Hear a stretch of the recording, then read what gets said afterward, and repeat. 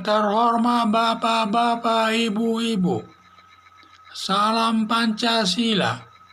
Bapak-bapak, ibu-ibu yang melihat video saya ini, tolong jangan lupa subscribe, like, dan di-share. Sifatnya gratis.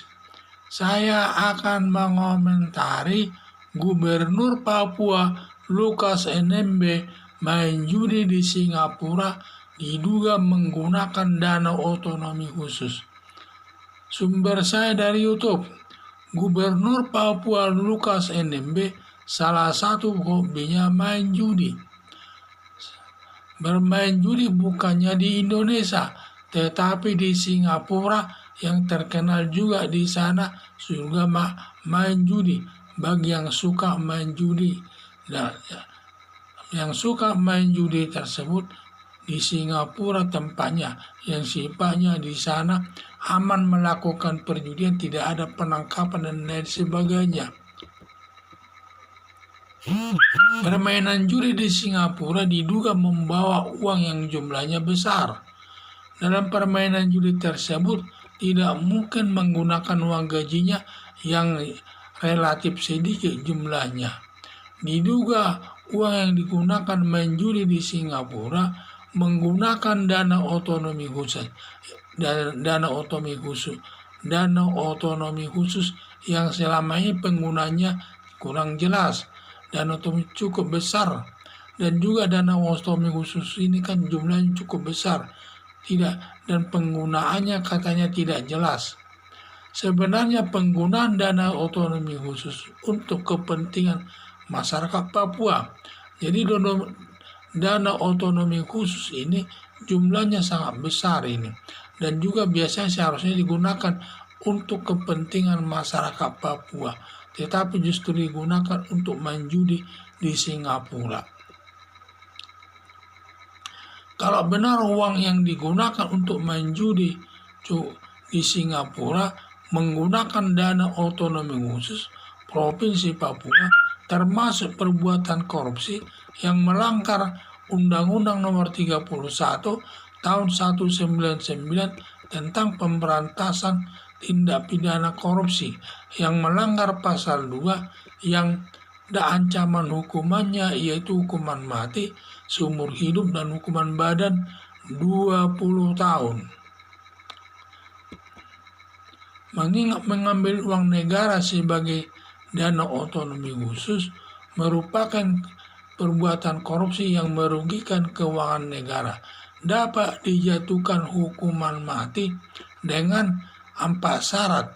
Syarat pertama adalah negara dalam keadaan bahaya yang ditentukan di dalam undang-undang. Kedua, bencana alam, di mana bencana alam ini bisa masalah gempa, bisa juga dalam virus corona ini. Sekarang kan masalah bencana pandemi virus corona ini juga termasuk bencana alam ini. 3. Syaratnya mengulangi perbuatan korupsi. Perbuatan korupsi mengulanginya yaitu seseorang pernah melakukan perbuatan korupsi kemudian dihukum hakim. Setelah selesai menjalani hukuman tersebut sesuai putusan hakim dan belum 5 tahun melakukan perbuatan korupsi lagi, maka ini disebut mengulangi perbuatan korupsi, dapat dikenakan hukuman mati. Lalu resesi dalam kondisi resesi keuangan dan perekonomian negara. Negara dalam resesi keuangan dan perekonomian negara. Ya, itulah 4 syaratnya untuk dapat menjatuhkan hukuman mati kepada seseorang kalau melakukan korupsi terkait dengan keuangan negara. Salah satu syarat dipenuhi dari 4 syarat dapat dikenakan hukuman mati.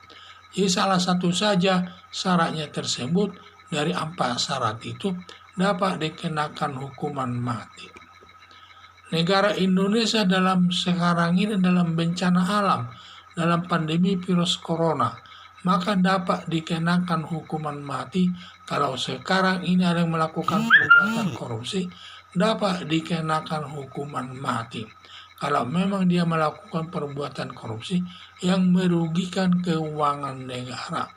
Dalam masalah ini perbuatan NMB ini adalah melakukan perbuatan korupsi yang merugikan keuangan negara, yaitu keuangan dana otonomi khusus ini.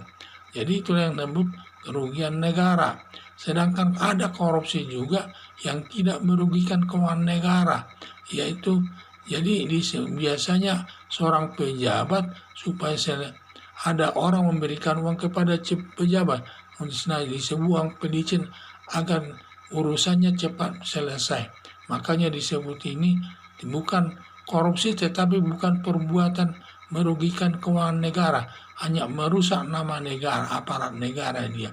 Jadi ini saya sampaikan bahwa sekarang ini Gubernur Papua ini bahwa negara Indonesia dalam bencana alam ini. Harapan saya kalau cukup buktinya Gubernur Papua Lukas NMB yang menggunakan dana otonomi khusus sebagai perbuatan korupsi agar dihukum sesuai dengan perbuatannya. Jadi harapan saya supaya KPK bertindaklah ya agar dihukum sesuai perbuatannya. Sekian dan terima kasih.